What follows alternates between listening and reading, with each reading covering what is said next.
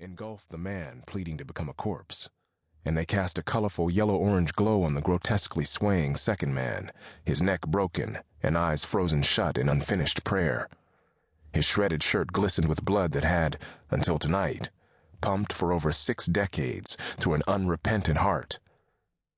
And crown thy good with brotherhood. The crackling sound of fire replaced the stranger's recollection of the music. He closed his eyes, but the images remained. 1 burned, 1 lynched, 2 condemned to hell, 3, if he included himself. They kill you before you die. He now knew with absolute certainty what those words meant. His eyes burned, but he refused to shed any tears. There'd be no freedom from the burden of history, and no release from the sorrow. From sea to shining sea.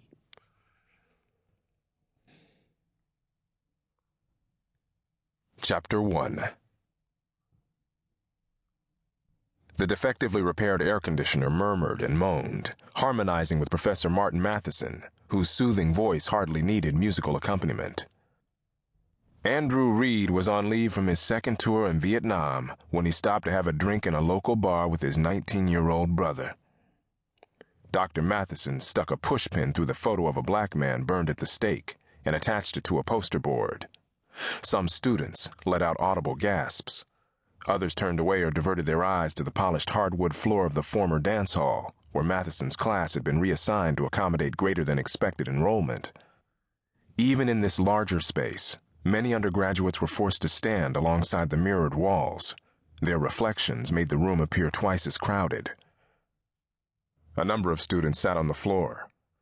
Women who left their previous classes 5 minutes early to ensure they'd sit closest to the faculty member nicknamed Mr. Knowledge and Dr. Fine filled front row seats.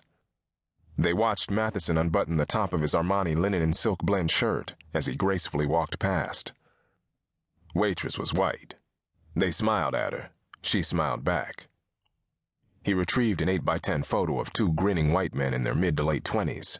He casually pinned it to a second poster board resting against an easel. Her husband, Robert Taylor, and her brother, Reginald Hopkins, followed the 2 young black men out of the bar and at gunpoint drove them to a deserted wooded area. Matheson returned to the first poster board and uncovered a photo of another black man, a thick knotted noose around his fractured neck. He was hanging from a tree that had once borne less precious fruit. The professor placed the photo next to the picture of the charred corpse, making it easier for his students to imagine the unimaginable. They tied Reed to a log and burned him at the stake, but not until they tortured him and forced him to look at the lynched body of his younger brother. Brandon Hamilton, a 2nd-year graduate student, sat in the back row. He stared at the horrific remains of 2 black men who, in the words of Matheson, once shared the same earth as us and perhaps the same dreams. His large right hand gripped the side of the desk, then slowly closed, making a powerful fist.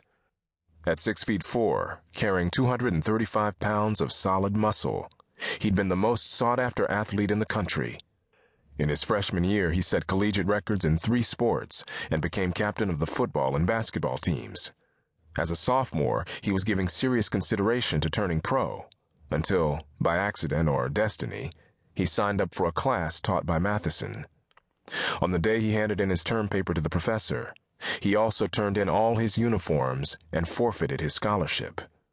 He vowed never again to serve a system content to exploit him as a commodity, but never respect him as a man. In deliberations that lasted 3 minutes, a jury of their peers found Taylor and Hopkins not guilty. Matheson was reaching for a stack of photocopies when the oak door creaked open and 2 white policemen entered. Matheson smiled as he watched Dr. Henry Watkins, Assistant Vice President of Administrative Affairs, passively follow the police.